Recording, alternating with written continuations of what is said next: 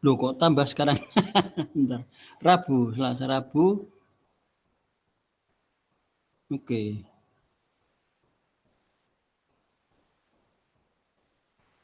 Bentar ya. Baik, ini ya. Input. Oke.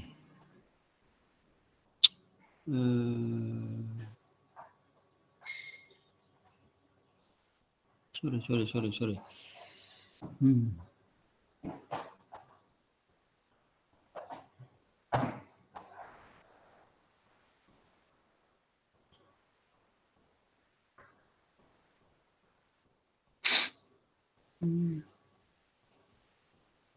Baik, wah banyak nih, ada tambah lagi. Oke. Share tab.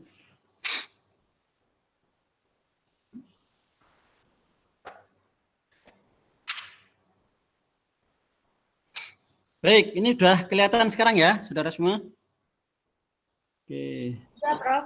Sudah, kita isi tanggalnya sekarang.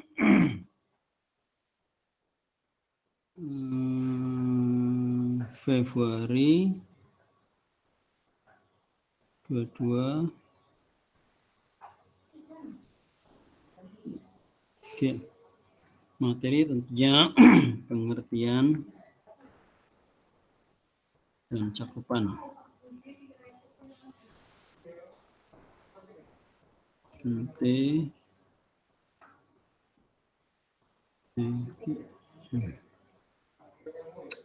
baik, jadi yang lain yang Bu Wahyuni sama Pak tadi siapa?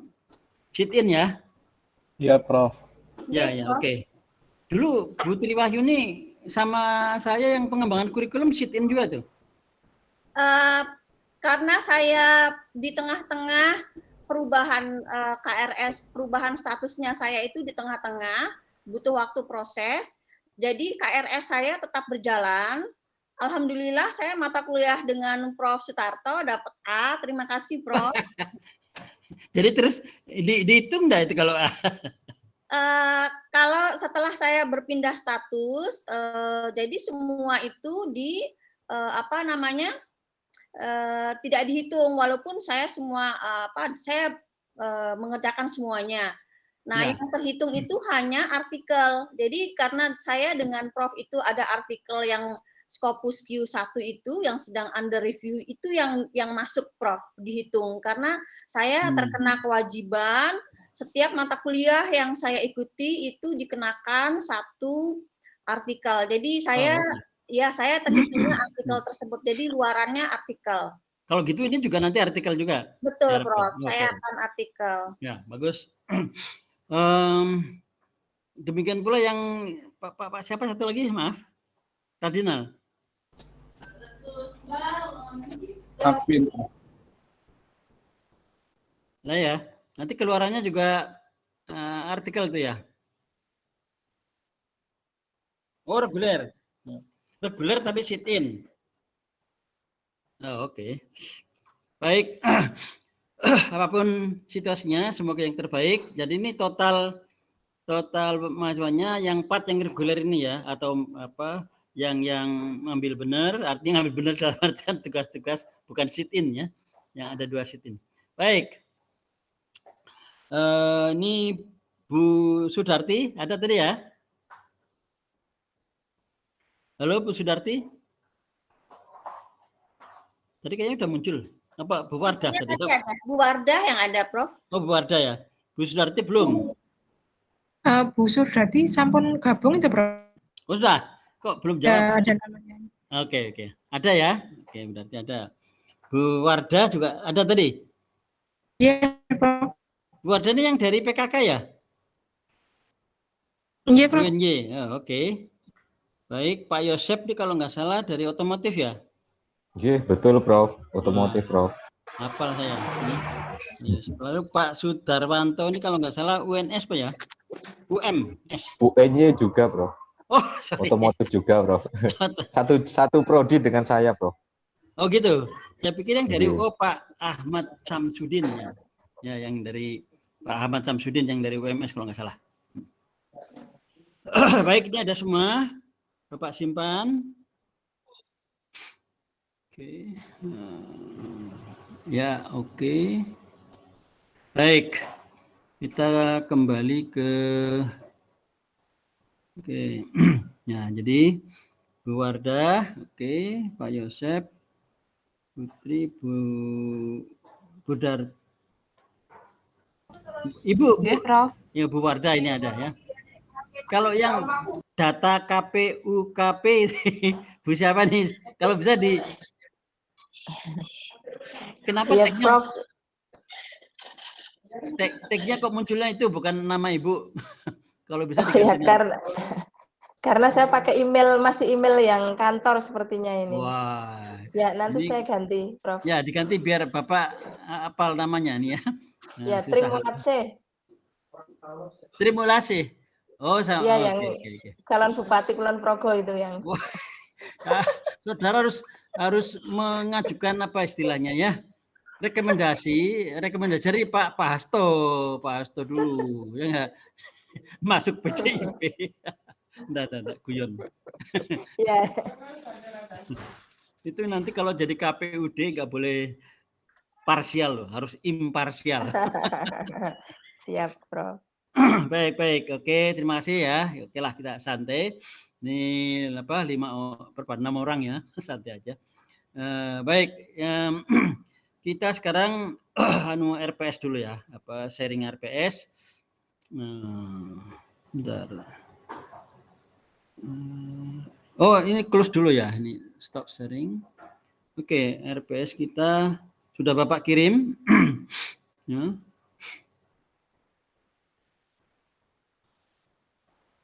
Nah, kalau nggak salah nih.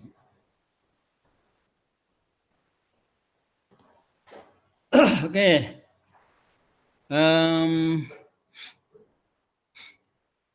Nama mata kuliah kita itu manajemen mutu terpadu ya. Ini terjemahan dari Total Quality Management ya. Total Quality Management manajemen yang mengorientasikan pada mutu ya. Bagaimana? Nah, nanti definisinya ada ya. Intinya bagaimana kita obsesi terhadap mutu ya. Oke. Jadi sebentar, ini memang masih arsip ya. Nanti mungkin kalau perlu ada yang diedit. Tapi secara sepintas ya mata kuliah ini membahas tentang falsafah ya. Ya tentunya ini penerapan. Jadi definisi falsafah ya saya rasa dulu kita udah pernah ya. Nah, falsafahnya untuk total quality management juga sama. Konsep, prinsip, teknik dan metode manajemen terpadu ya atau total quality management di lembaga pendidikan dan pelatihan ya. Nah, jadi kita fokus di lembaga pendidikan pelatihan ya. Nanti kasus-kasus kita usahakan untuk di lembaga pendidikan. Lebih fokus lagi di lembaga pendidikan vokasi ya. Juga dibahas teknik-teknik menentukan sumber masalah ya. Jadi untuk mencapai mutu tentunya kita harus menemukan masalahnya apa ya. Masalah yang menghalangi tercapainya mutu ya. Ya, bisa masalah kultur, bisa masalah sistem organisasi, bisa masalah teknik atau technical matters ya. Dan cara mengatasinya ya.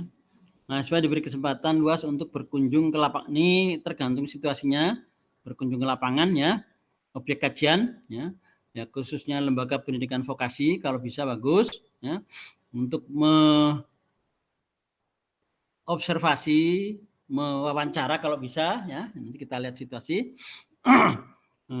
Melakukan ini pengamatan wawancara mendalam, mengumpulkan dokumen yang relevan untuk selanjutnya dianalisis secara deskriptif kualitatif apakah lembaga itu sudah menerapkan nilai-nilai total quality management ya atau manajemen atau MMT ya.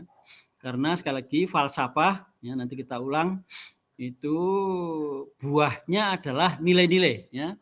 Jadi falsafah yang kita pegang, kita punya itu ada ajaran-ajaran ya, nilai-nilai atau ajaran-ajaran. Nah, itu nanti mestinya idealnya saudara bisa ke lembaga pendidikan mengadakan observasi, wawancara untuk mengidentifikasi apakah di lembaga tersebut sudah muncul ya, sudah dilaksanakan ya nilai-nilai atau ajaran-ajaran tentang total quality management ya. Nanti kita akan bahas apa tuh nilai-nilainya.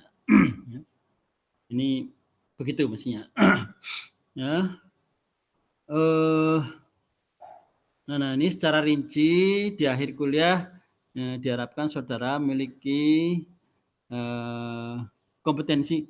Kok saya rasa ini oke, memiliki atau meningkatkan dalam artian kalau saudara sudah punya baru ditingkatkan. Kepribadian, kompetensi kepribadian. Ini masih menggunakan terminologi kurikulum 2013 ya. Kompetensi dasar 1, 2, 1 sikap individual, 2 sikap sosial, ya, pengetahuan, ya, dan keterampilan. Yang sekarang ya kurikulum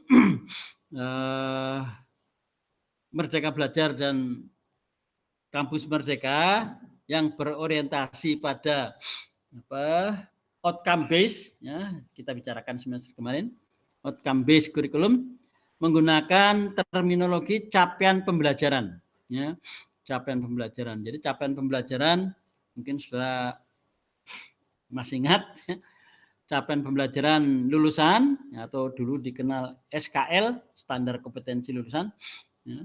Lalu nanti ada capaian pembelajaran mata kuliah ya, CPMK ya. Nah, tapi ranahnya sama ya, sama-sama 4 cuma berbeda kalau sekarang 4-nya itu terdiri dari sikap, CP sikap, CP pengetahuan, CP keterampilan umum, dan CP keterampilan khusus yang terkait dari atau dengan mata kuliah itu. Ya. Nah, ini formal seperti KD1 ya, pokoknya bertakwa ya, sikap individual ya yang dicirikan dengan bertanggung jawab, cerdas, disiplin ya. Oke. Ini berat nih mendidik sikap untuk seperti ini ya, karena istilahnya resultante dari dan lebih banyak dari internal daripada eksternal.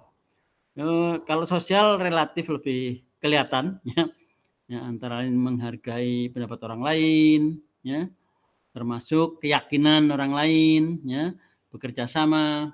Saya rasa sudah fase saudara semuanya. Nah, ini yang pengetahuan ya, kita berangkatnya kalau Bapak ya seperti biasa dari falsafah dulu ya mestinya nih. Falsafah MMT atau TKM itu apa? Filosofisnya apa? Ya. Dari filosofis lahirlah atau prinsip-prinsip atau ajaran-ajaran. Ya. Ya, lalu, nah ini nomor 4 tanya lebih ke sejarah. Ya, sejarah penggagas mutu terpadu itu siapa ya? Awalnya dari Sellis. Nah, kalau Edward Sellis ini khusus pendidikan ya. Kalau Edward Deming ini lebih ke manufaktur atau perusahaan. Deming, Juran, Crosby, Ishikawa ya. Ini lebih ke manufaktur ya. Cuma bagaimana kita bisa mengkonversi ya atau mengadaptasikan nilai-nilai yang diajarkan beliau-beliau ini di bidang manufaktur diterapkan di bidang pendidikan ya. Seperti yang dituliskan oleh Sellis ya. Sellis ini menulis buku sudah diterjemahkan dalam bahasa Indonesia tahun 2005 ya. Oke. Mengamati sejauh mana kepemimpinan. Nah, lebih spesifik manajemen itu terpadu memang menuntut komitmen pemimpin puncak, ya, pimpinan puncak. Ya. Jadi kita perlu mengetahui ya perlu memahami peran ya, pemimpin puncak ya. Nah, makanya bagaimana kepemimpinanmu itu, karakteristiknya seperti apa? Nah, termasuk kunjungan ke lapangan kalau memungkinkan nanti kita bicarakan. Ya. Mengamati sejauh mana efektivitas kinerja tim ya, di lembaga tersebut, ya, tim mutu ya.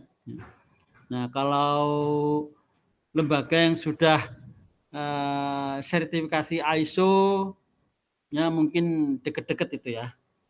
Nilai-nilai prinsip-prinsip mempertahankan atau mencapai ISO International Organization Standard, ya, sebetulnya Standardization for International Standard for Organization. Ya, mengamati budaya mutu. Nah, jadi ada dua elemen yang penting dalam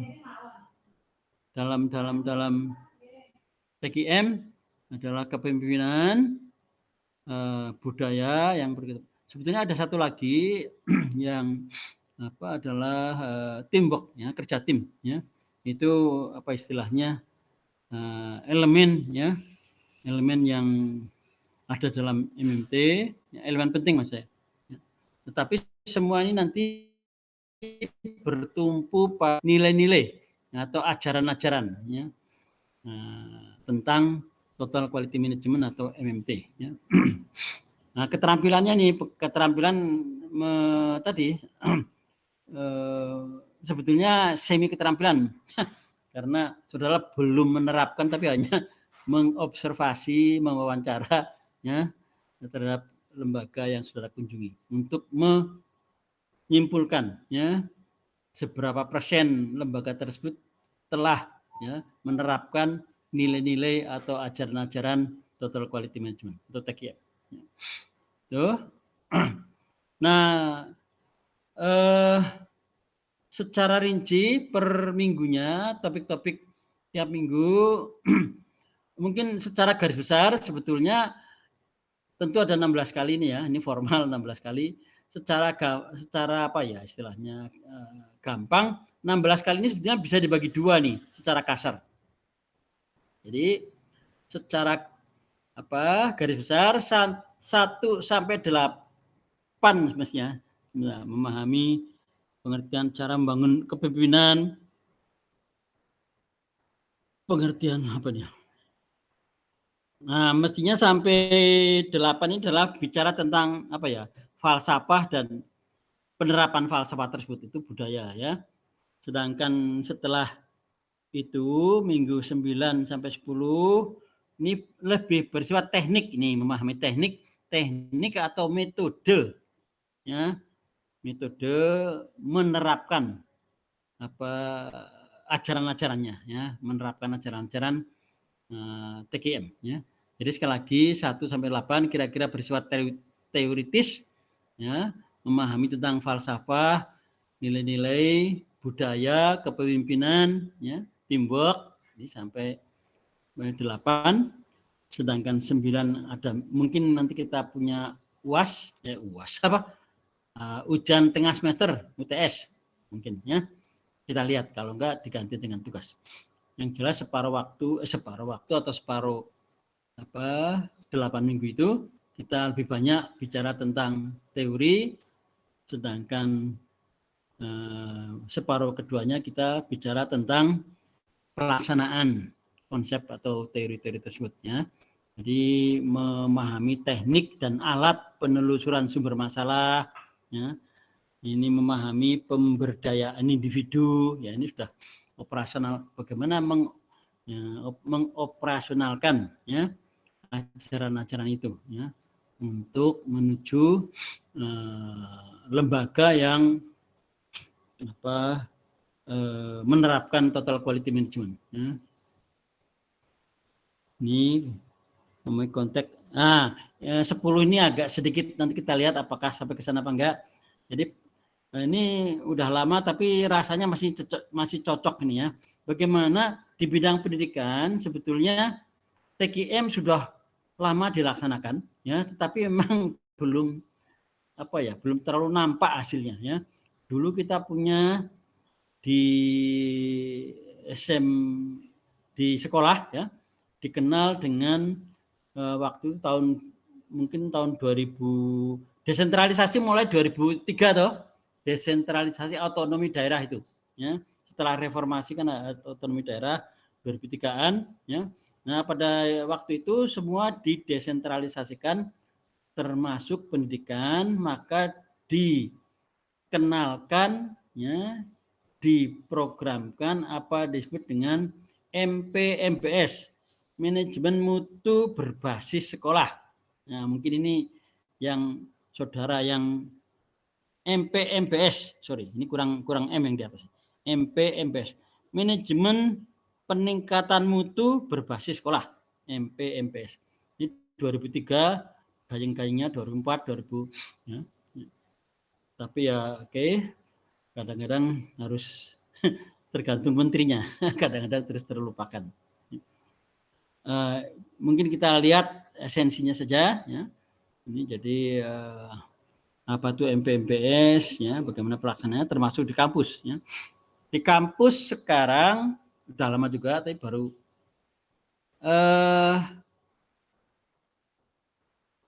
kampus apa istilahnya ya, organisasinya dapat dikategorikan menjadi dua ya, yang sifatnya ini bentar kita balik lagi ya, intinya itulah ya, ini untuk desentralisasi pendidikan yang kalau sekali lagi nanti terkait dengan PTNBH ya. Sekarang perguruan tinggi kan ada dua kategori lah, kategori yang BLU Badan Layanan Umum itu yang belum PTNBH, itu otonominya masih kecil ya, masih banyak bergantung pada pusat lah ya. Nah, sudah PTNBH sudah otonominya lebih besar ya. Nah, itu sebetulnya apa PTNBH ini Pak siapa yang UNJ, Pak Darwanto, Pak apa tadi ya, otomotif siapa? Pak Yosef Pak ya. Prof. Ini kita kemarin kan dikumpulkan, dikenalkan. Kita baru dari Pak Mahfud itu kan kemarin, Profesor Mahfud di auditorium pakai daring ya, mengenalkan bahwa UNY akan segera masuk ya menjadi PTNBH ya. Nah, itu prinsipnya sebetulnya juga sama, memberi otonomi yang lebih luas, tetapi tentunya untuk meningkatkan mutu. Kalau UNJ lebih spesifiknya ya world class university itu ya, rankingan. Nah, itu pada prinsipnya ajaran-ajaran nilai-nilainya sebetulnya ini ya, MPMBS ya, ada apa? Partisipasi, transparansi, demokrasi, akuntability ya itu ya. Nah, itu lebih diwujudkan ya dibanding dengan yang Badan Layanan Umum yang belum PTNBH, yang hampir semua ditentukan oleh pusat. Mungkin lalu kita juga akan ini topiknya tentang akreditasi ya, walaupun sekarang akreditasinya lebih ke regional dan internasional ya, yaitu World University Ranking ya. Ini sedang WCU ya menuju ke sana, World University Ranking. Ya, nanti komponennya apa aja barangkali kita perlu. Itu. Lalu kita juga patok duga, saya rasa saudara sudah sering dengar benchmarking patok duga, bagaimana cara melakukan patok duga ya untuk meningkatkan mutu tentunya ya. Nah, ini termasuk PTNBH. PTNBH ini bagaimana perguruan tinggi berbadan hukum ya, UNY sebaiknya melakukan benchmarking, sudah dilakukan tentunya. Oke. Lalu strategi implementasi ya.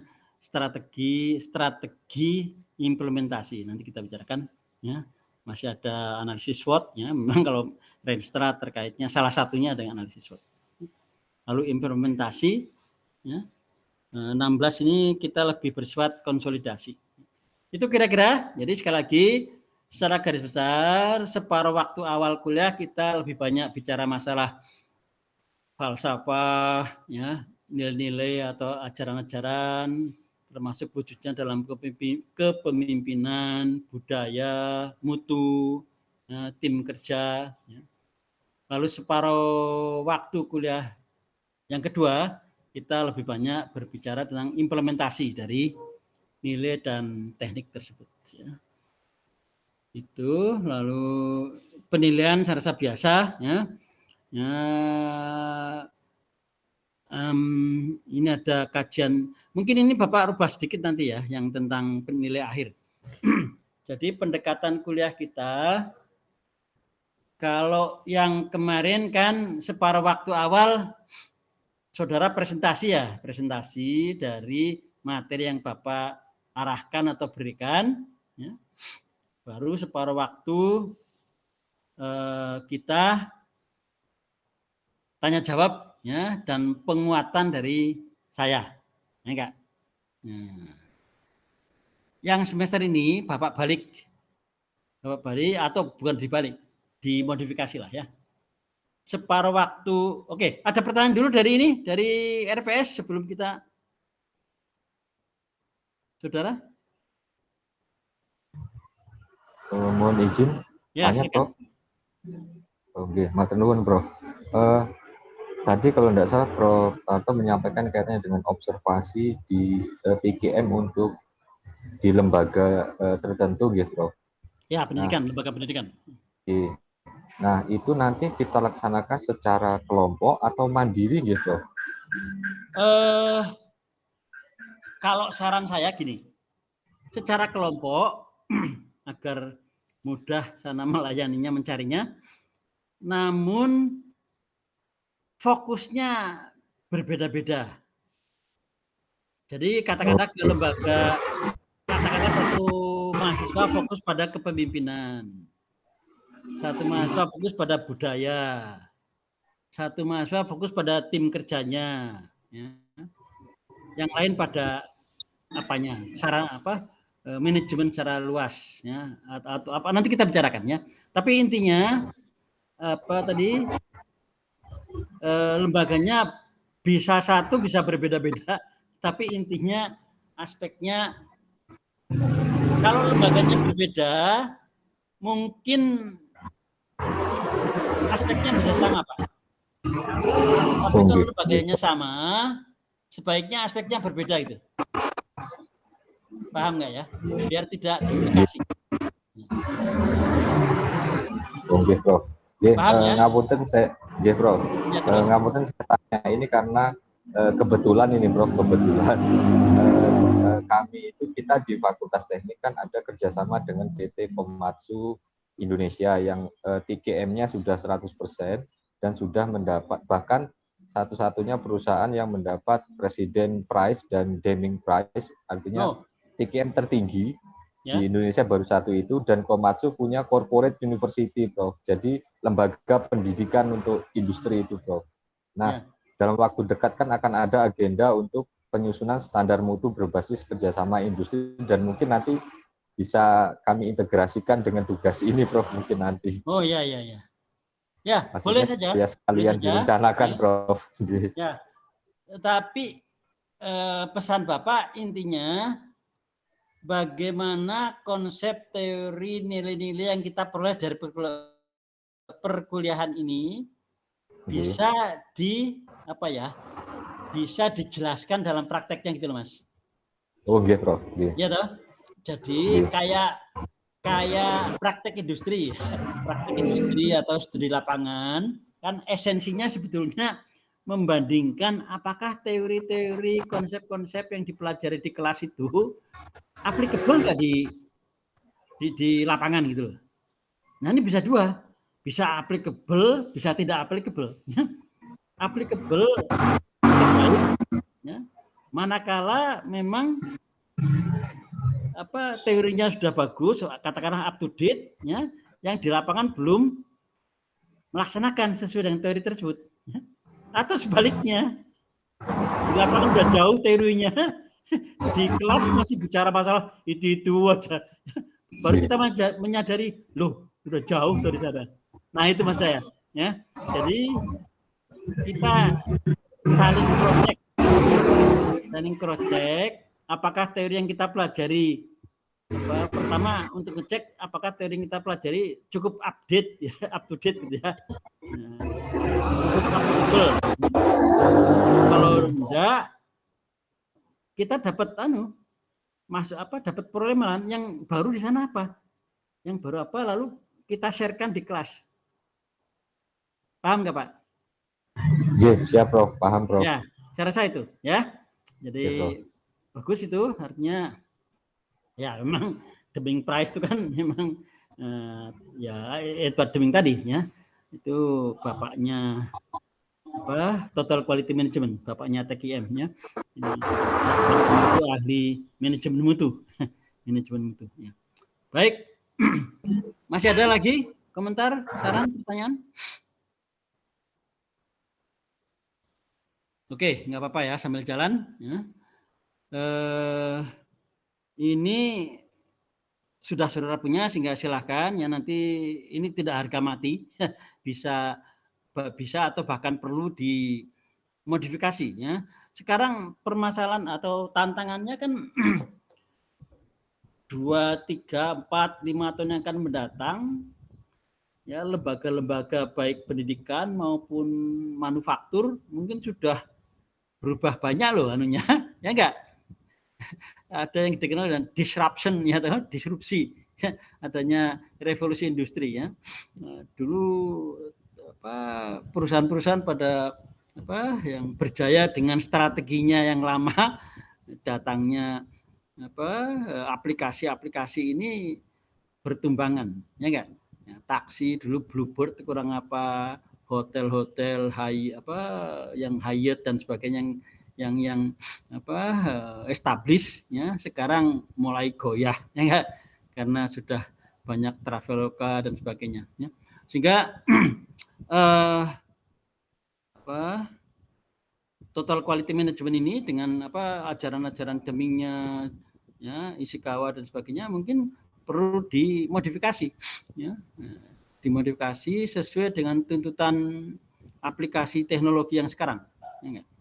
Nah ini Bapak juga belajar gimana caranya ya jadi sama-sama kalian nanti bisa belajar ya baik dari teori-teori buku-buku yang baru maupun dari lapangan ya.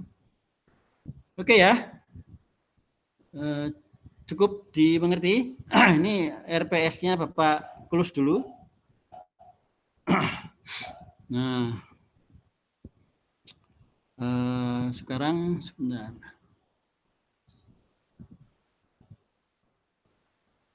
Sekarang Bapak ingin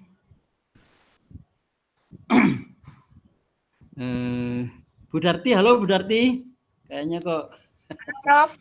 Gimana sehat?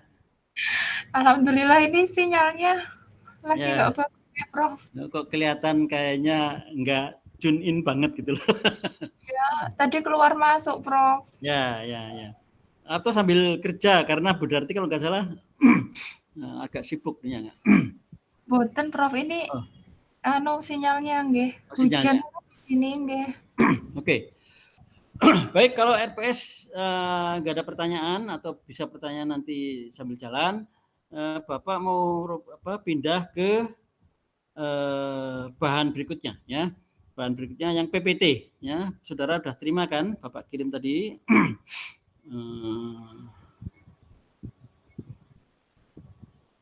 Oke, udah terbuka kayak belum terbuka apa ya? Bentar.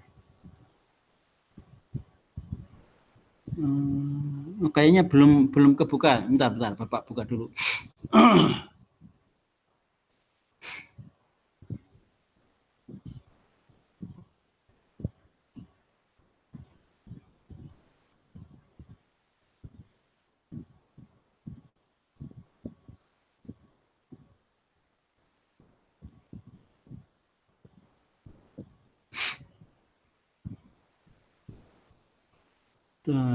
Oke, S3,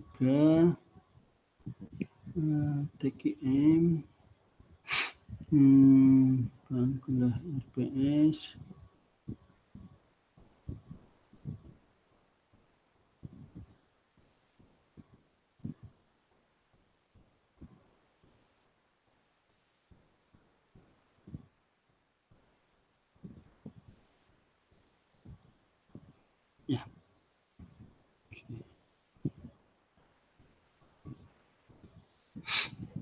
Nah, ini dia. Oke.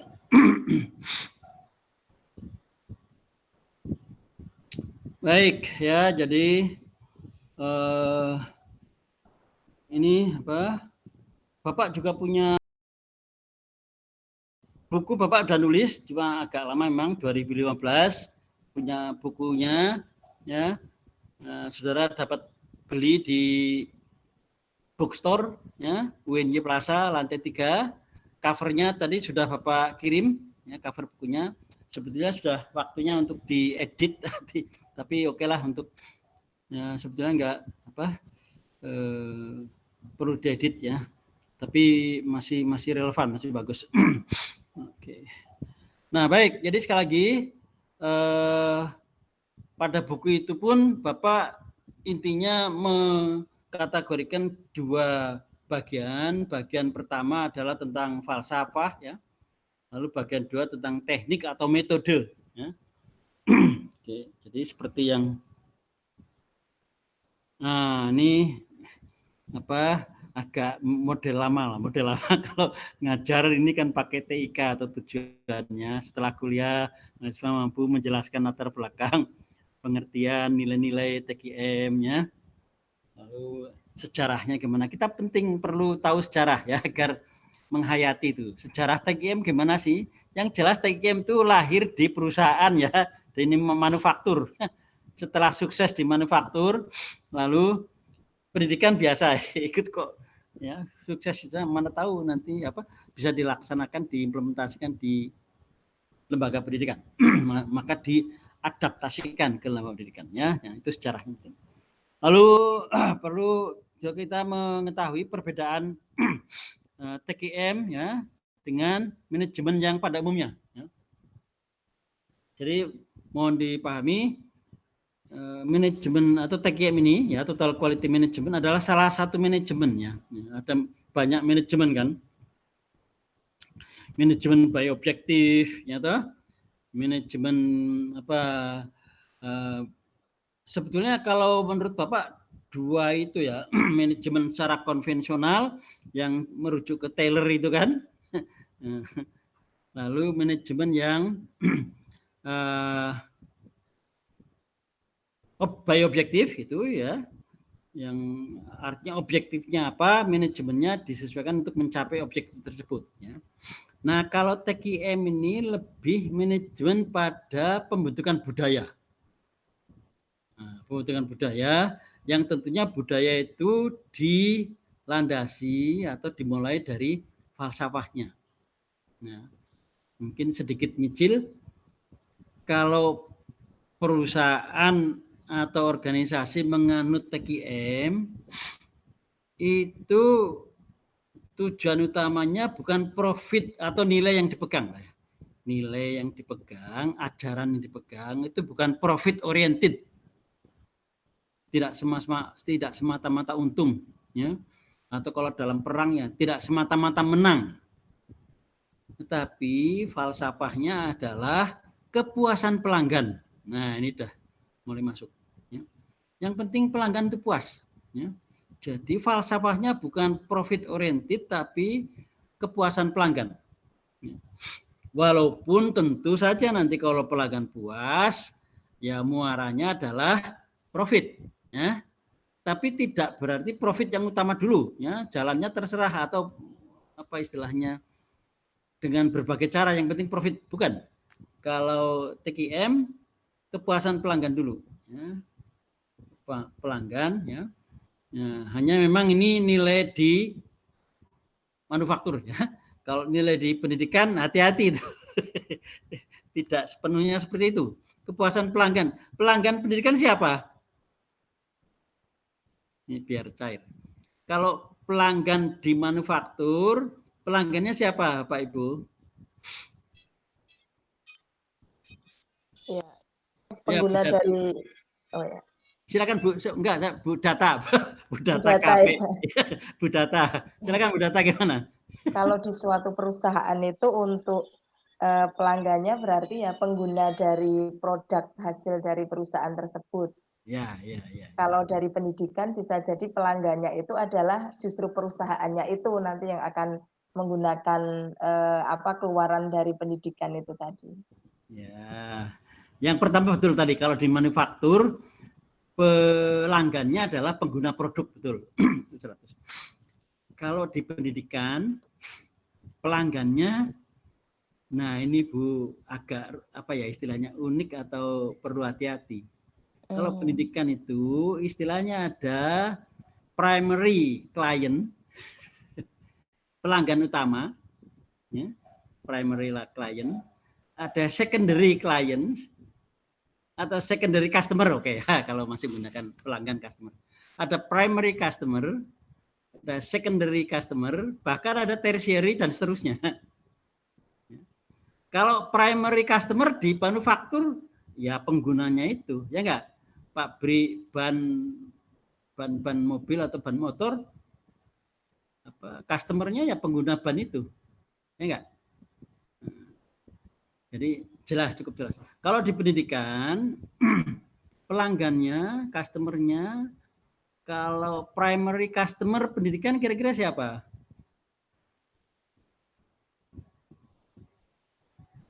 Mahasiswa, Prof.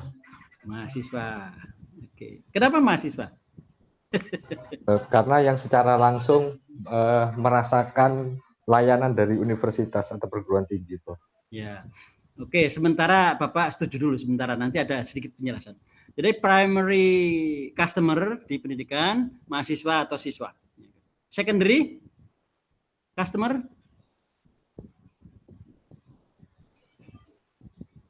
pengguna mungkin lulusan. wali ya. Gimana? Kalau wali, Prof? Mungkin wali ya, Prof. Itu mungkin apa ya, tertiary mungkin ya. Oh, tersier. Oh, okay. Kalau terutama untuk perguruan tinggi ya. Kalau untuk SD terutama ya, TK mungkin malah primary customer-nya orang tua itu. Waktu saudara masukkan anak TK itu, yang punya pilihan anaknya apa, bapaknya apa, ibunya, orang tuanya. Oh, okay. Orang tuanya, gitu, Prof. Orang tuanya kan. Okay. Nah, jadi untuk pendidikan, untuk tingkat TK, SD, primary customer-nya itu kemungkinan besar orang, ya jelas orang tua. Ya. Tapi kalau di SLTA apalagi di perguruan tinggi, ya, primary customer-nya siapa? Mahasiswa. Ya, walaupun nanti kita beri catatan primary mahasiswa karena mahasiswa yang milih, ya enggak.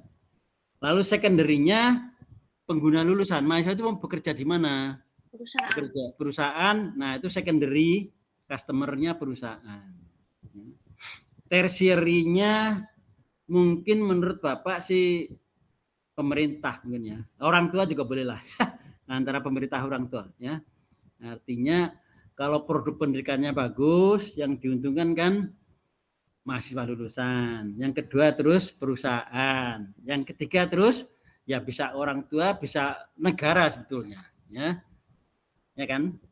Nah, jadi ada primary customer, secondary customer, dan tertiary, bahkan mungkin quarterly.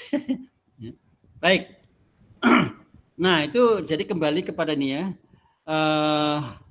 menjelaskan perbedaan antara total quality management dan manajemen pada umumnya. Nanti kita ada. Yang keempat, menjelaskan 5 pilar total quality management. Yang kelima, menjelaskan prinsip-prinsip kerja TQM.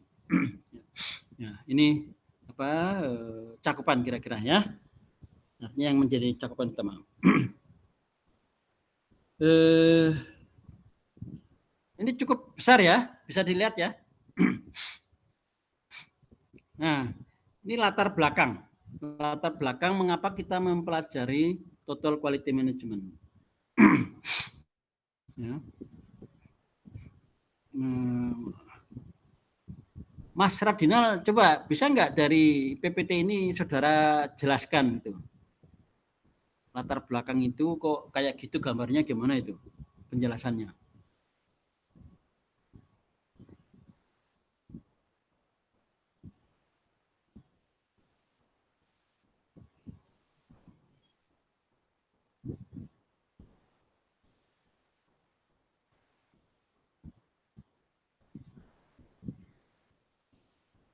Ya, gimana?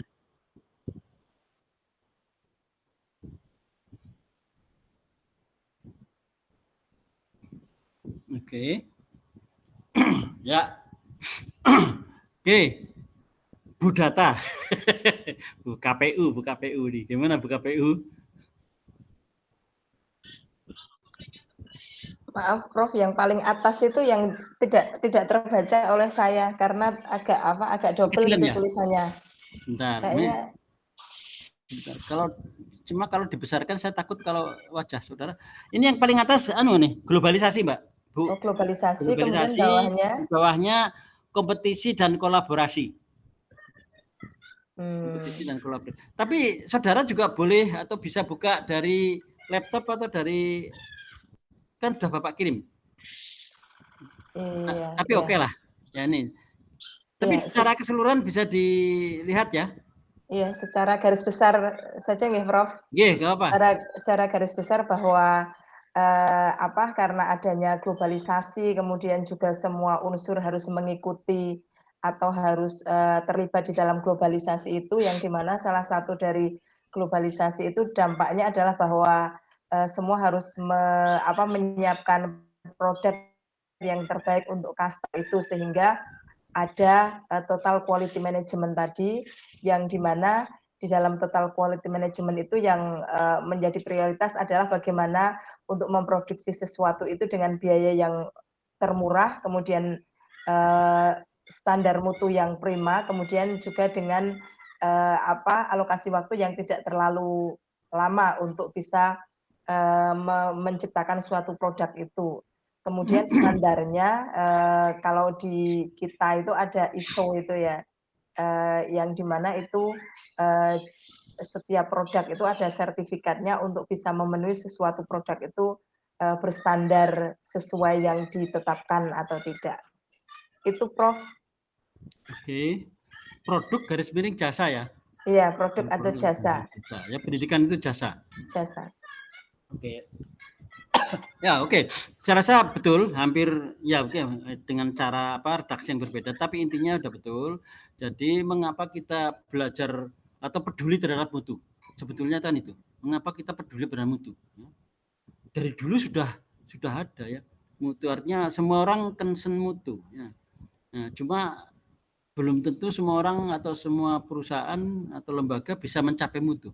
Enggak. Nah, oke, jadi datangnya globalisasi ya, dari dulu udah lama globalisasi itu kan dapat dibilang, apalagi sekarang terasa sekali ya, istilah borderless country kan sudah lama tuh ya, negara tanpa batas. Jadi sekarang kan dulu zaman Bapak mahasiswa komunikasi dengan dosen itu susah ya. Waktu kuliah di Amerika misalnya tahun 80 sampai 90-an itu telepon aja masih harus kangsen dengan rumah. Sekarang pakai Skype, pakai WA komunikasinya enggak? Ya, sekarang dagang mau pakai Shopee enggak online gitu enggak? Antar negara sudah begitu ya ta? Makanya istilah borderless country ya. Apalagi sekarang sudah macam-macam ada itu state virtual, jadi universe, megaverse ya enggak? Megaverse, universe itu kan yang lama, yang real universe-nya. Megaverse itu yang imajiner, makanya Keraton Jogja katanya udah dijual ya kan ya. Lalu Gedung Agung katanya sudah dijual dan sebagainya. Metaverse mungkin, Bro. Metaverse ya. Metaverse. Ya, universe metaverse. Ya, itu kan nanti walaupun itu memang Bapak juga nggak tahu banyak, tapi situasi yang akan merubah kita untuk menyelesaikan. Oke. Jadi kembali ke globalisasi ya, dan teknologi, perkembangan teknologi. Nah, ya bukan memungkinkan, mendorong ya kita untuk ini kompetisi sekaligus kolaborasi, ya enggak? Kita enggak bisa full kompetisi tapi juga harus kolaborasi dengan bangsa lain, dengan orang lain, ya enggak? Ya, untuk mencapai produk atau jasa yang bermutu. Jadi bacanya ini kenapa biayanya di atas karena BMW, Bu, biar mudah dihafal. BMW itu orang kalau beli barang kan kalau bisa mutunya bagus ya, atau gini lah, biar harganya termurah kalau bisa kan, tapi mutunya terbagus ya, waktunya tercepat ya enggak. Nah, itu saya rasa common sense ya BMW ya. Jadi sekali lagi untuk menghasilkan ini BMW ya. Nah, namun demikian kan BMW mutu itu kan perlu di standar, terutama yang produk-produk pendidikan segala macam ya ada standarnya. Nah, mengetahui standar itu maka ini ada lembaga yang mengeluarkan sertifikat. Tadi Pak siapa tadi yang dari Sudarwanto ya kalau nggak salah, UNY. Apa tadi? Yang Edward Price tadi? Deming Price tadi, Prof. Okay. Deming Price ya. Oke, Prof. Mana itu perusahaannya dari mana? Di Komatsu, Prof. Komatsu Indonesia, perusahaan alat berat, Prof. Ya, oke. Nah, itu kan memang dari Jepang kan anunya. Oke, itu tentu punya ISO ya enggak? ISO ini walaupun kalau orang nggak seneng, bukan nggak seneng tapi ya ini ISO akal-akalan aja nih, penjajahan era baru ya. ISO yang bisa memenuhi itu kan ya negara-negara maju ya. Negara Indonesia ini kemarin-kemarin sekarang juga masih ya. Itu kalau dapatkan sertifikat ISO itu kan harus bayar, ya enggak? Bayar uangnya masuknya kemana itu. Akhirnya memang jadi kalau orang Jawa itu wong bodoh jadi panganan yang pinter gitu sudah. Memang makanya jadilah orang pinter, ya enggak? Biar tidak dibodohi, bukan biar untuk minteri, tapi biar tidak dibodohi. Oke, nah ini memang kita perlu punya sertifikat ya. Ya. Nah, UNY ini peduli sekali sekarang sedang mengejar WUR tadi ya. World University Ranking tadi ya, atau dengan WCU. Oke, ya perlu kita punya tapi sebenarnya kalau sudah establish ISO enggak perlu asal kita bisa komitmen disiplin terhadap diri sendiri. Tapi kalau belum awal memang kita perlu punya ISO sertifikat. Nah, makanya dulu keluar istilah ISO raiso kudu ISO. Nah, ini orang Solo nih, orang Jogja. ISO raiso kudu ISO ya. Akhirnya kalau nggak bisa ISO ya ISO babat ya enggak. Babat soto itu. Oke, jadi ini latar belakang. Jadi mengapa kita memang harus selalu peduli mutu. Ya, makanya nanti ada budaya mutu. Oke, dari sini latar belakang mudah-mudahan cukup bisa dimengerti. Ada komen? Oke. Nah, ini saya senang nih, ya. Total quality management ini definisinya banyak, gitu, tapi Bapak sampling ada 3 definisi. Coba Mas Yulianto nih, baca Mas Yulianto yang Saskin paling atas tuh Mas. Atau baca 3-3-nya lah. Izin Prof.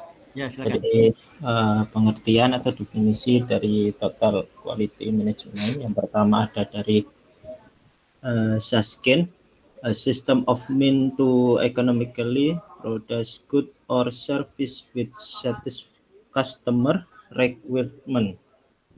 Wah, saudara perlu di backup oleh Bu Wahyuni nih, ya enggak? Iya. Bahasa Inggrisnya ini saudara harus belajar dengan Bu Wahyuni nih, Tri Wahyuni nih. Coba Bu Tri Wahyuni baca ini contoh nih. Ayo Bu Tri Wahyuni baca nih, Saskin. Ya, saya jadi nggak enak, Bro. Nah, nggak apa-apa, share lah, ayo. Saya buka PPT-nya biar agak besar, soalnya tulisannya kecil sekali itu. Oh gitu ya? Ya, betul, tulisannya kecil sekali. Oh, oke, sorry. Tapi Mas Julian tuh bisa baca tuh. Udah buka PPT-nya apa? Saya buka PPT Prof yang biar bisa tampak di depan saya. Sebab saya memang agak kesulitan kalau pakai PPT itu. Oke. Nah, ini PPT-nya sudah saya buka dulu. Astagfirullah, sorry. Ini kayaknya harus dikembalikan lagi nih. Udah dong. Sebentar. Stop sharing. Ini Bapak tadi apa?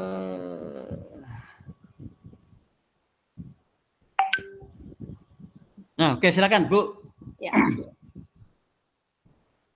Ya, pengertian atau definisi satu Susskind 1993 ya, halaman 27. A system of means to economically produce goods or services which satisfy customers' requirements. Oke, dijawakan dulu gimana Bu? Ini sebuah sistem ya, a system of means, jadi sebuah sistem yang to economically, jadi secara ekonomis, secara semurah-murahnya ya. Adalah cara ya, Ya. sistem dari suatu cara. Oke. Suatu cara yang semurah-murahnya, seekonomis mungkin ya, untuk memproduksi produce goods or services, sebuah produk barang atau service yang memuaskan requirement, itu adalah ekspektasi atau persyaratan dari customer pelanggan. itu. Jadi pelanggan itu misalnya mengharapkan persyaratannya itu apa, jadi betul-betul bertujuan untuk memenuhi itu, satisfy the customers requirements. Lalu kemudian dari Ciptono. Bentar. Ini dulu, bentar. Pak komentari. Jadi Bapak tadi di awal sudah bilang bahwa fokusnya lembaga yang menganut TKIM adalah kepuasan pelanggan. Ya ini kan requirement customers ya. Jadi harapan atau kepuasan tadi pelanggan ya, persyaratannya dipenuhi ya. Jadi adalah sebuah sistem dari cara-cara ya, atau dari sebuah sistem dari cara ya, atau cara-cara means itu ya. Means-nya verb ya, sorry. Dari cara untuk secara economically menghasilkan produce ya, barang-barang atau jasa which satisfy, yang memuaskan atau yang memenuhi ya, memenuhi persyaratan atau harapan pelanggan ya, itu maknanya ya. Jadi fokusnya adalah kepuasan pelanggan ya. Jadi situ nggak ada profitnya itu definisinya ya, walaupun implisit profit tapi lebih dieksplisitkan kepuasan atau memenuhi harapan pelanggan ya, customer satisfaction. Oke. Baik, nomor 2 biar aja Mbak Bu Wahyuni. Nomor 2 nih Pak Eko hafal nih ya enggak? Silakan Pak Eko. Mungkin saya menambahkan sedikit. Oh ya, silakan. Kalau yang dari kata economical itu ada unsur secara ada unsur di situ mengatakan bahwa itu yang semurah-murahnya, the most economical way to, seperti itu. Ya. Yang semurahnya. Tadi kan BMB kan ya, biaya termurah. Ya, tapi economical di sini tidak berarti profit ya, belum berarti profit. Tapi berusaha bagaimana menghasilkan barang atau jasa semurah mungkin, ya, economically ya, semurah mungkin. Makanya karena tadi motonya BMW, biaya termurah ya, kualitas tertinggi. Wah, susah nih biasanya. Biasanya kalau harganya murah ya kualitasnya rendah, itu rodo-rodo umum ya. Nah, tapi bagaimana kita makin ke sini enggak loh, Pak. Saudara semua, makin ke sini teknologi itu makin, nah ini Bapak mengulang kuliah SDM. Teknologi itu harus punya karakter ya, atau value. Karakter value teknologi masih ingat enggak Mbak Bu Wahyuni ikut SDM saya enggak kemarin enggak? Oh enggak ya? Hanya penghuri saja. Siapa yang ikut SDM kemarin? Oh enggak ada ya, kalau enggak ada maka Pak siapa lagi? Enggak ada ya? Oke. Kalau ini rumus juga. Teknologi itu harus punya karakter sebentar. Mumu Ani. Halo, itu. Apa tuh Mumu Ani? Mumu Ani, Mu pertama murah.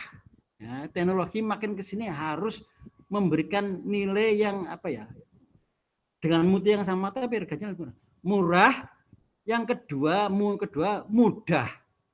Ya, jadi teknologi itu nanti lama-lama akan memberikan harga lebih murah, cara lebih mudah. Mumu Ani, A-nya itu aman, N-nya itu nyaman, Ani. Ani. I-nya apa? Indah. Ya, itu jadi teknologi dan Bapak merasakan benar nih. Ya itu tadi saya ceritakan teknologi telepon atau komunikasi waktu tahun 97 ya Bapak itu di Amerika. Udah lama banget ya.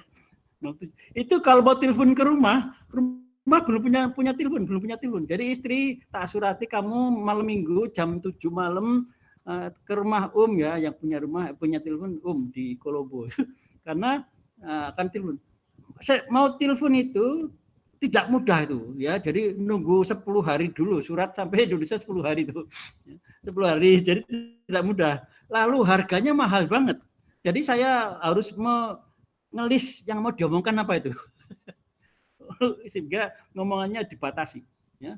Jadi tidak murah, tidak mudah, lalu aman. Nah, kalau itu oke lah nanti penjelasannya. Tapi teknologi makin kesini makin aman ya. Teknologi harus memberikan keamanan. Oke, sekarang umpamanya apa?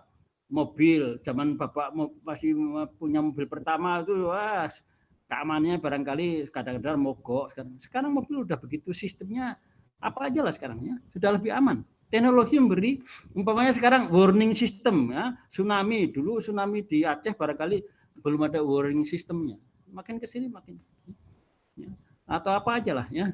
Ada sekarang smoke detector ya, smoke detector. Jadi kalau mau ada kebakaran, smoke-nya, asapnya itu sudah bisa memberikan aba-aba. Oh, warning itu ya. Jadi itu jadi Mumuani murah, mudah, aman, nyaman. Sekarang mobil-mobil sekarang, motor-motor sekarang Bapak sekarang jarang melihat mobil motor mogok di jalan. Zaman Bapak dulu sering sekali melihat motor dituntun, ya, itu pemandangan umum itu, ya. Artinya teknologi makin kesini makin nyaman tekniknya, ya. Sospekernya segala macamnya semakin ya, indikator indah. Bapak orang teknik sipil ya, zaman mahasiswa kalau gambar Mas, Mbak, aduh pakai kalkir, kertas kalkir, ya. Kalau salah disilet. Silet kebablasan bolong, ganti udah kalau udah lubang ya udah buang kalkirnya mahal. Ya, ganti kalkir baru, ya tuh. Terus sudah susah, gambarnya nggak bagus. Tapi coba sekarang, ya pakai aplikasi gambar rumah, ya tuh, wah bagus banget, persis tinggal copy paste segala macam. Gambar orang juga sudah persis kayak orangnya gitu, 3 dimensi lagi, berwarna lagi, ya. Nah, itulah teknologi. Ya, saudara beruntung sekarang udah zaman komputer. Bapak waktu nggarap skripsi, tesis sudah pakai komputer. Skripsi S1 itu pakai karbon Mas, rangkap 7 itu kertas biasa karbon. Salah ya sudah diringkes ya. Itu sudah jadi dikonsultasikan sama dosen, dirubah lagi, ada dosen ini suruh ya ngetik lagi. Coba sekarang, ya kan? Draft usulkan ya, kalau 3 hari belum dikomentari sudah WA lagi, Pak gimana nih kok belum ya. Masa sekarang sudah diberi masukan ya kan saudara nggak perlu ketik lagi, perlu ngerevisi itu aja ya, dikirim lagi cepat. Nah itulah teknologi ya, harus punya apa feature ya, feature tadi Mumuani, inget tuh Mumuani ya, minggu depan Bapak tanya itu Mumuani apa itu. Sebagai orang teknologi harus punya jargon-jargon itu Sutarto Meet-in loh, itu bukan orang lain itu. Sudah saya catat Prof, sudah saya catat ya, dipatenkan itu. Enggak guyon ya, Sutarto 2020 2022. Mumuani, mudah, murah, aman, nyaman, indah. Ya, jadi kalau saudara menemukan teknologi, sekarang ayo ini beli makanan pakai Grab tuh ya, pakai apa yang itu lebih murah daripada beli sate. Maaf ini sekedar guyon aja ya, tapi ya bener.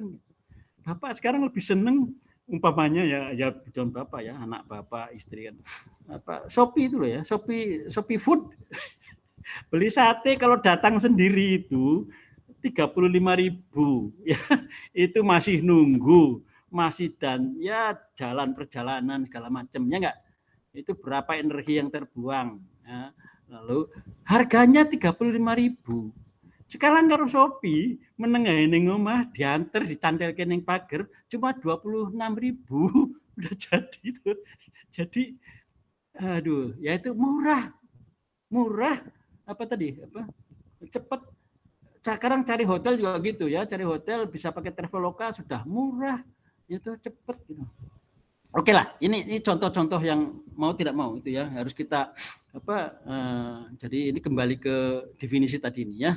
Mumu'ani itu, mumu'ani. Oke, ya baik ini apa tadi Saskin. Saskin ini Kaiser apa nama apa initial name-nya Kaiser Saskin ya, orang India kalau nggak salah. Mungkin.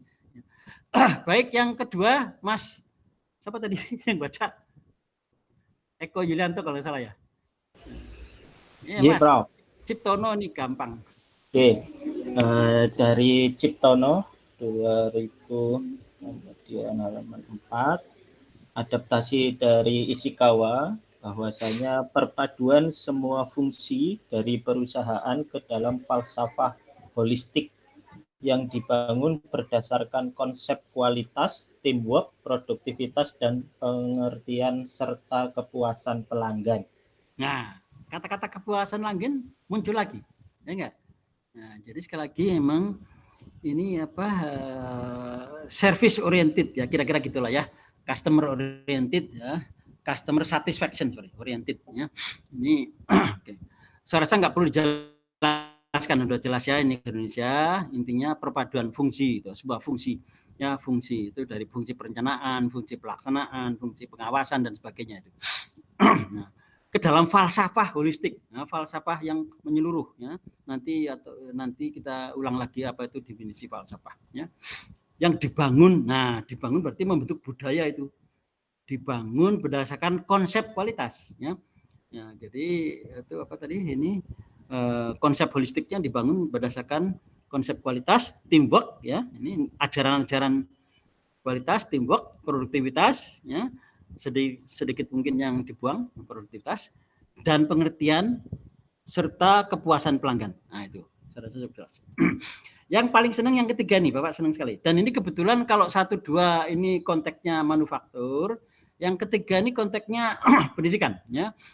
Jadi Salis itu dosen ya di Inggris ya kalau nggak salah, Edward Salis ya, itu menulis buku tentang total quality education total quality management in education ya. Ada bukunya sampai bagusnya diterjemahkan ke dalam bahasa Indonesia ada ya. Mungkin nanti tak foto tak kirim ya covernya tahun 2005 ya. Nah, ini Mbak Wahyuni, Bu Wahyuni silakan dibaca ini penting. Yang Salis. Kebaca nggak? Salis. Saya belum bersuara. Salis 1993, page 13. It is philosophy and methodology which assist institutions to manage challenge or to manage change and to set their own agendas for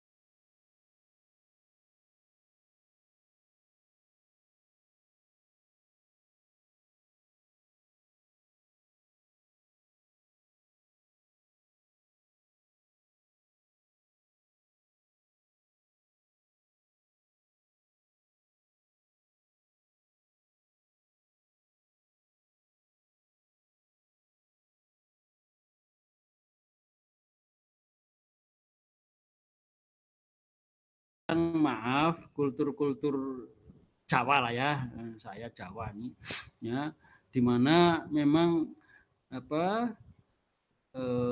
tadi setiap orang adalah manajer itu kan nggak gampang itu, ya enggak, rapat, ya tentu ini, ya gini pesan Bapak, mungkin jangan diartikan harfiah seperti itu, ya, tapi esensinya, isinya gitu loh, ya. Jadi mungkin kalau di Jogja, Solo, ya antara pimpinan dengan bawahan ya tetap loh, pimpinan bawahan ya tetap jangan dirubah. Kamu saya menggunakan TGM ya, jadi Pak Bon ya nyelangkrak ke, enggak gitu ya, tetap posisinya masing-masing, tetapi nilai bersamanya ya perlu diposisikan, didudukkan, termasuk pemberdayaan ya. Jadi nanti salah satu strategi atau cara programnya adalah pemberdayaan staf ya, karena nggak mungkin staf bisa mencapai mutu kalau dia tidak punya pengetahuan, keterampilan dan sikap yang mendukung itu, ya enggak. Jadi salah satu persyaratan penerapan TGM adalah pemberdayaan, ya, pelatihan dan pemberdayaan. Pelatihan pemberdayaan terhadap nilai-nilai TGM itu sendiri dan pelatihan pemberdayaan terhadap kemampuan atau kompetensi. Nah itu yang juga menjadi tantangan, gitu ya. Oke, baik. Ini kita kuliah sampai jam 8 malam, Pak ya? Tidak, Prof. Enggak. Cuma ini bentar, sampai jam berapa ya? Ini saking asiknya, tapi pertama oke lah, asik-asiknya, nanti kalau udah agak cepet-cepet dikit. Ini kita kuliah sampai jam 14.40. Oh, masih 14. Hah? Sudah kelewatan, Prof. Ya Allah, ya Robbi, tidak terasa ya, saking ini. Ngapunten Prof, di jadwal ada teori dan praktik Prof. Jadwalnya, iya. Prof. Nggih, Prof. Oke lah. Dibagi 2 Prof jamnya SKS-nya. Tapi kalau di Bapak ini kok print out-nya cuma teori tok ya? Ya, kita memang yang di Prof dengan Prof Tarto hanya teori saja, Pak Yosef. Kalau prakteknya berbeda nggih, Bu. Oh, nggih. Yang prakteknya dari siapa? Dengan Prof Narto. Itu dari dulu begitu ya. Okay. Saudara udah komunikasi dengan Prof Narto belum?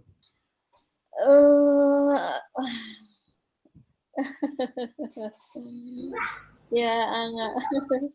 Begitulah, Prof. Dulu sudah 2 tahun kalau nggak salah, kayak gitu ya. Artinya tidak pernah ada balasan dari beliau, baik di kuliah apapun begitu. Oke. Oke lah, nanti kita saya akan komunikasi dengan beliau walaupun ya. Tapi gini aja, kita ambil yang enaknya aja ya. Jadi kalau dengan Prof Narto sudah terjadwal belum Pak Yosef atau yang lain? Untuk prakteknya hari apa, jam berapa? Di KRS disambung Prof jamnya, Prof. Oh gitu ya. Lanjut nggih, Prof. Jadi kalau di siakat di jadwalnya sampai jam berapa, Mas? Sampai jam 16 sebentar, Prof. Saya coba cek lagi, Prof. Kalau enggak salah sampai sore, Prof. Iya. Jam 16 berapa? Tapi beliau sendiri belum pernah berhasil dihubungi, Prof. Sampai 16.20, Prof. Oke, lagi ini aja ya. Jadi Bapak ini kan total quality management, ya enggak? Tidak profit oriented, ya enggak? Jadi artinya kalau profit oriented saya enggak dibayar rimunnya kok. Ya Bu, yang dari Pak Yosef rimunnya ke beliau tidak ke saya. Remunerasinya. Akunnya beda nggih, Prof. Hah? Hitungannya beda. Akunnya beda nggih. Hasilnya beda. Di gompenya lain. Oke, gini ya. Jadi kita ambil yang terbaik lah. Jadi gini aja ya. Beliau juga dosen saya dulu. Untuk awal-awal kita ini aja. Karena praktek itu sebenarnya implisit. Nah, tadi kunjungan ke lembaga itu sebenarnya juga praktek itu. Kunjungan ke lembaga itu ya. Jadi itu praktek yang muara atau resultante. Tapi memang ada praktek-praktek yang jadi umpamanya menumbuhkan budaya mutu. Nah, jadi prakteknya gimana menghidupkan buaya mutu itu, ya. Terus pelibatan karyawan, ya. Terus umpamanya teknik menjaring input dari pelanggan. Nah, itu sebetulnya ada praktek-prakteknya kecil-kecil gitu. Tapi oke lah, nanti sambil jalan ya, kita fleksibel saja. Mungkin kita pilih-pilih mana-mana yang bisa dipraktekkan, ya. Mana-mana yang praktek yang kecil-kecil, mana-mana yang praktek yang apa tadi, resultante yang di muara yang di belakang tadi, yang kunjungan ke sekolah. Ya silakan saudara juga menghubungi beliau. Saya juga mungkin akan menghubungi Kaprodi aja, biar Pak Kaprodi yang mengatur, ya. Tapi kita berpikir pahitnya, kalau toh nggak berhasil menghubungi beliau, kita ini aja, ya, kita handle yang sekiranya bisa, ya. Gitu aja ya. Nah, untuk pemanasan saya rasa ini Bapak perlu curhat dengan suara nih. Bapak dari pagi sampai ini tadi ngajar 7.30 S1. Ya mungkin sama lah ya Pak Yosep ya. Ini beban dosen ini jam 7.30, lalu jam 10 itu dia ngajar ya. Jam 1 makanya Bapak minta izin 1.30 tadi. Karena untuk isoma ya, istirahat sholat dan makan itu enggak cukup itu. Cukup pun tergesa-gesa, berarti yang enggak bagus. Jadi gini aja ya, kita fleksibel dan sebetulnya untuk S3 itu kuliah itu sebetulnya hanya untuk pemicu aja sebetulnya ya. Tanya itu Bu Ayu nih, kalau di luar negeri itu Bapak di luar negeri kuliah tuh enggak pernah bekeng dosennya. Bapak lihat dosen di luar negeri relatif ya, apalagi ilmu sosial tuh ya. Relatif enteng ya, cuma ini referensinya baca ini selesai, enggak sampai. Jadi kita yang kepontal-pontal sendiri. Tapi kok summer semester, waduh ya. Bu Ayu ini pernah enggak lihat itu summer semester ya? Summer semester kuliah 1 semester diperas menjadi 1 bulan, 1,5 bulan ya. Tiap hari kuliah karena mataharinya terang terus ya, kalau Agustus Juli itu kan terang terus. Sampai jam 8 masih terang. Iya, jadi rasanya itu masih terang terus ya. Ya tahu-tahu udah itu malam terpendek 16 Juni atau Juli itu kalau salah, cuma 1 jam atau berapa. Jadi Isya, begitu selesai Isya udah adzan subuh. Oke. Itu ya, jadi kita ambil enaknya aja, enak tapi yang